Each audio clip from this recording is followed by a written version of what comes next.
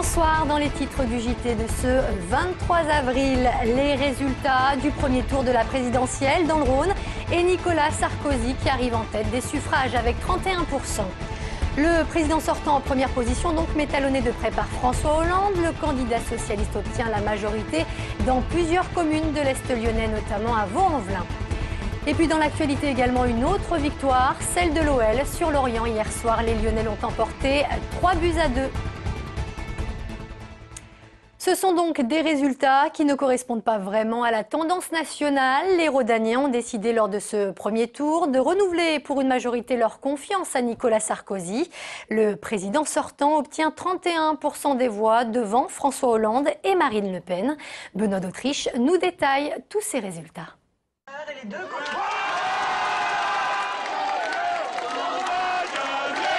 L'UMP et Nicolas Sarkozy en tête, c'est la particularité de ce premier tour dans le Rhône. Le président sortant obtient près de 31% des voix dans le département contre 27 au niveau national. Pour les militants et les responsables, c'est presque une victoire. En fait, maintenant, c'est un débat de société. Il faut que tout soit dit, que rien ne se cache et surtout que, très concrètement, M. Hollande sorte de sa tanière. Eh bien, je crois qu'on est au début d'une belle aventure. En tout cas, pour nous, c'est 15 jours extraordinaires. L'UMP fanfaronne, mais le PS obtient près de 27% des voix. C'est mieux qu'en 2007. À gauche, on fait déjà les comptes. Les choses sont claires. Je crois que François Hollande a enregistré déjà des ralliements, des soutiens qui sont forts. Et puis il a une volonté de rassemblement. Et c'est ça qui, à mon avis, va l'emporter.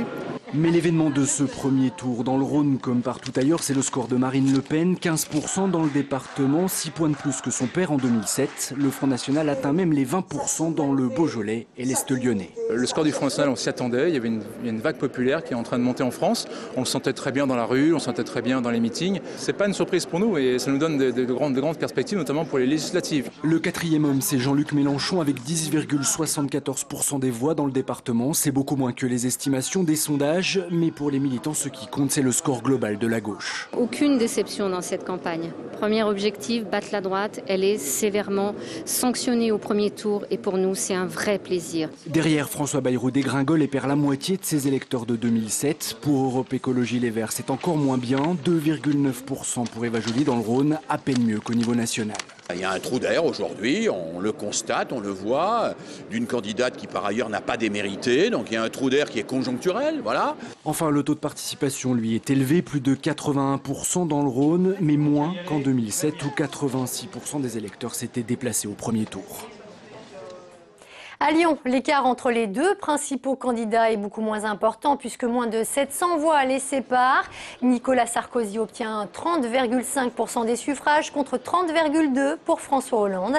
La principale surprise vient du candidat du Front de gauche. Jean-Luc Mélenchon arrive en troisième position avec près de 12% des voix. Notez que Lyon a échappé à la vague bleu marine. La candidate frontiste, qui certes enregistre une progression par rapport à 2007, ne franchit pas cette année la barrière des 10%. Lorsque je regarde l'évolution des scores par rapport à la précédente élection présidentielle, je vois que sur Lyon, François Hollande fait un bond considérable et que Nicolas Sarkozy perd beaucoup de points. Il y a aussi un effet déception par rapport au quinquennat sur la ville de Lyon. Nicolas Sarkozy fait partie de ces deux candidats, donc c'est une satisfaction ce soir. Et contrairement à tout ce qui pouvait nous être dit, il est avec un bon score, un très bon score, qui montre qu'une grande partie des Français lui conservent leur confiance. Au vu de tous ces résultats, que dire alors du MoDem, longtemps considéré comme la capitale du centrisme? Lyon semble aujourd'hui avoir perdu sa particularité. Pour preuve, le mauvais score enregistré par François Bayrou, seulement 10,6% des suffrages. C'est moitié moins que ce qu'il avait obtenu en 2007. À l'annonce des résultats, les responsables locaux étaient forcément déçus hier soir. Ils attendent à présent que leur chef se positionne pour le deuxième tour.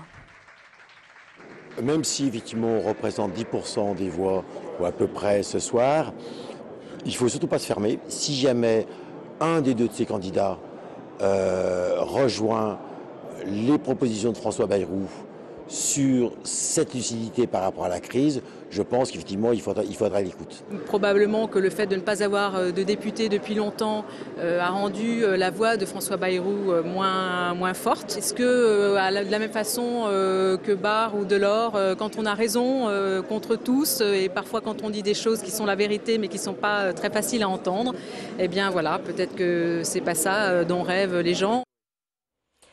À Villeurbanne, deuxième ville du Rhône traditionnellement ancrée à gauche, sans surprise, c'est le candidat socialiste François Hollande qui arrive largement en tête avec près de 34% des voix, soit 10 points de plus que Nicolas Sarkozy. Quant aux deux fronts, de gauche et national, ils sont au coude à coude avec 13% des suffrages obtenus.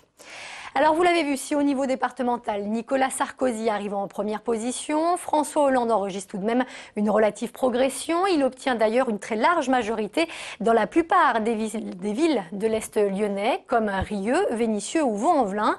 Vaux-en-Velin, la ville où il a recueilli plus de suffrages avec près de 44% des voix. Sur place, Jasmine Sorgue. C'était 2 semaines avant les élections, François Hollande débutait sa tournée des banlieues à Vaux-en-Velin, un passage qui lui a sans doute permis de dépasser les 40% ici, là où Ségolène Royal les avait frôlés en 2007. Autre explication pour le PS, l'urgence d'en finir avec l'ère Sarkozy et trouver le candidat le mieux placé pour le battre. C'est celui qui avançait aussi des solutions qui semblaient réalistes. Dans les porte-à-porte qu'on a fait dans ces 15 derniers jours, les Vaudois nous ont dit leur volonté qu'on réussisse aussi le mandat. Non seulement qu'on gagne, ils avaient cet espoir, mais aussi après qu'on apporte des réponses concrètes, notamment à la question de l'emploi, à la question de l'éducation et de la santé. En cette terre communiste depuis 80 ans, Jean-Luc Mélenchon frôle les 19%, suivi de Nicolas Sarkozy et de Marine Le Pen. Les Vaudois, dans leur majorité, ne s'étonnent pas de ce résultat. Il faut qu'il passe. Sérieux. Il aurait pu faire un peu plus et surtout le Front National un peu moins. Je suis très satisfait. Pour un premier président sortant qui passe deuxième, je pense que Hollande a toutes ses chances pour le deuxième tour. Pour cette élection, près de 70% des Vaudois se sont déplacés, soit 10% de moins qu'au niveau national.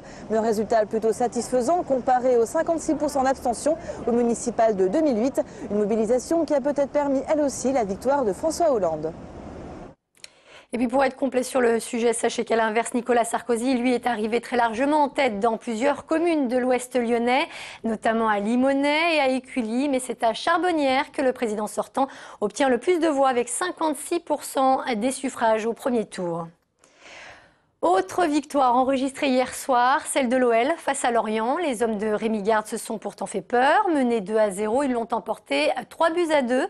Retour sur cette rencontre avec Emmanuel Lebon et Émilie Deschamps. Hier soir face à Lorient, l'OL s'est montré une nouvelle fois approximatif et guère rassurant. Mené 2-0 au bout de 26 minutes, les Lyonnais s'en sortent miraculeusement grâce à leur leader. Chris redonne espoir juste avant la pause. On fait un bon premier quart d'heure. Malheureusement, sur la première sortie de cette équipe de Lorient, il marque ce but. Ça nous met la tête sous l'eau.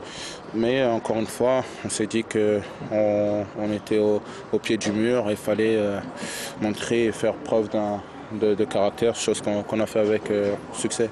Lisandro et Gomis sont sauveurs en seconde mi-temps, mais cette victoire en trompe-l'œil est loin d'être satisfaisante. On aurait pu gagner simplement, mais on s'est rendu le match compliqué. Voilà encore une victoire dans la souffrance.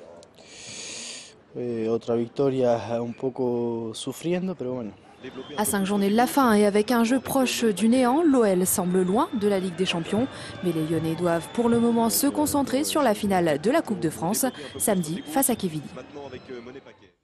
Et puis pour finir, notez que les féminines, elles, se sont qualifiées pour la finale de la Ligue des Champions et ce malgré leur match nul contre Potsdam. Au match aller, les filles de Patrice Lair s'étaient imposées 5-1. Elles affronteront le 17 mai prochain Francfort, une finale qui se disputera au stade olympique de Munich.